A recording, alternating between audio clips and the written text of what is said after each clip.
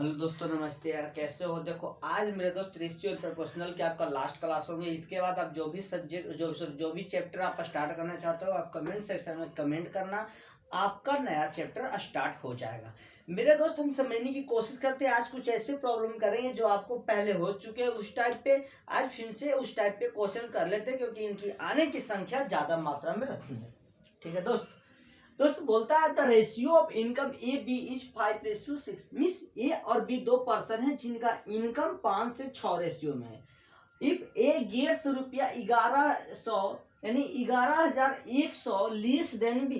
Means ए जो है 11,100 रुपया बी से कम लेता है, तो उनका टोटल इनकम क्या होगा दोस्तों, समझने की कोशिश करते हैं। दो पर्सन है आपके सामने, ए और बी 5:6 के रेशियो में इनकम गेन करते हैं। लेकिन ए जो है 11,100 लेस देन बी इनकम करता है। मीन्स ए बी से कितना कम कमाता है दोस्तों?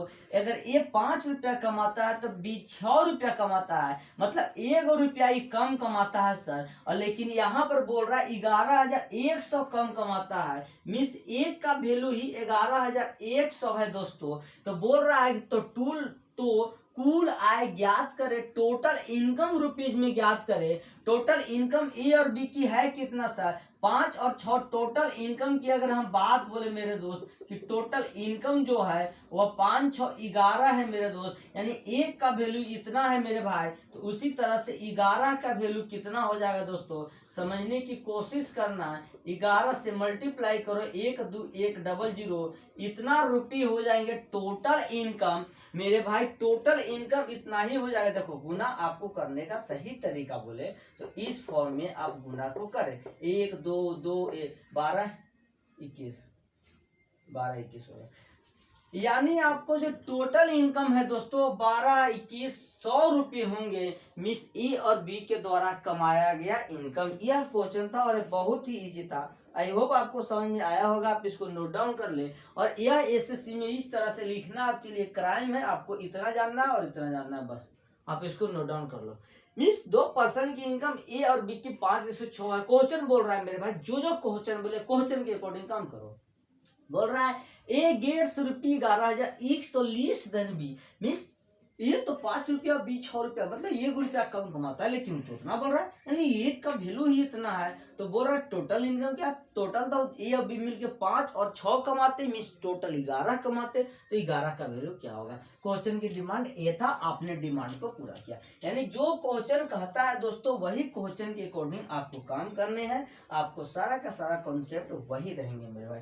अगर हम आगे बात बोले सर, अगर हम आगे क्वेश्चन देखें sir, if A ratio B बराबर मेरे भाई 3:4 एंड बी रेशियो सी बराबर 6:5, तो मेरे भाई आपसे ए और बी और सी क्या रेशियो पूछता है। इस तरह के जब भी प्रॉब्लम रहे दोस्त, हम सीधी जानते हैं ए बी 3:4 है।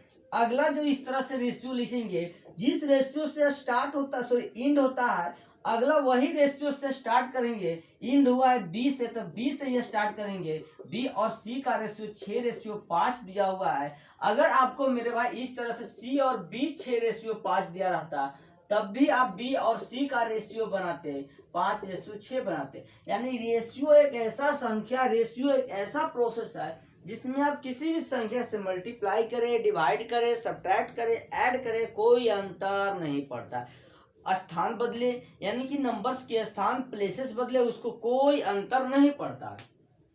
तो मेरे दोस्त अब हम ए बी का रेशियो जो हो जाएगा, अगर हमें 3 टर्म्स निकालने हैं सर, तो हम दो टर्म्स की मल्टीप्लाई करते हैं। तो 6×3 18, अगला मल्टीप्लाई इससे होगा सर तो 6×4 24, अगला मल्टीप्लाई इससे होगा तो 5×4 20। अगर हम काट कूट करें सर 9 12 10, यानी जो भी आपका ए बी सी का जो रेशियो आने वाला है दोस्तों, वह 9 12 10 के रेशियो में आएंगे। यह क्वेश्चन बहुत ही इजी है और पूछा हुआ है आपके एग्जाम में, एसएससी में।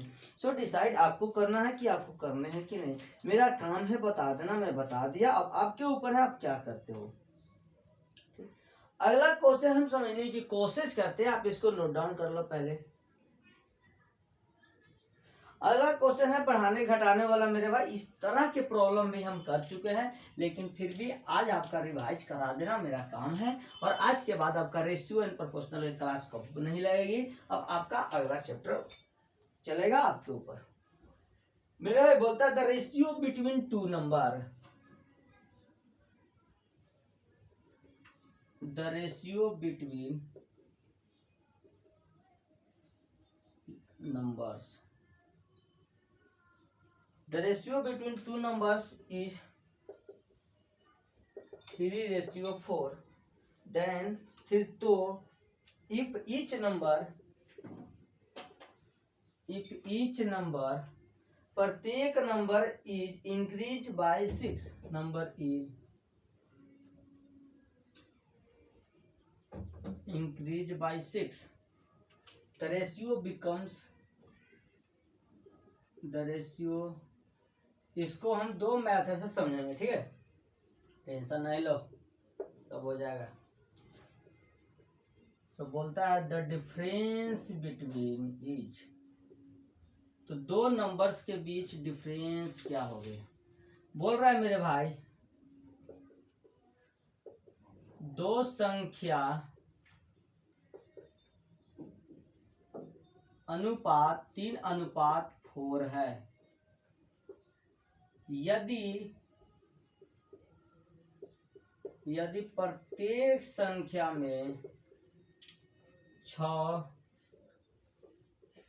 बढ़ा दिया जाए तो इन संख्या का अनुपात 4:5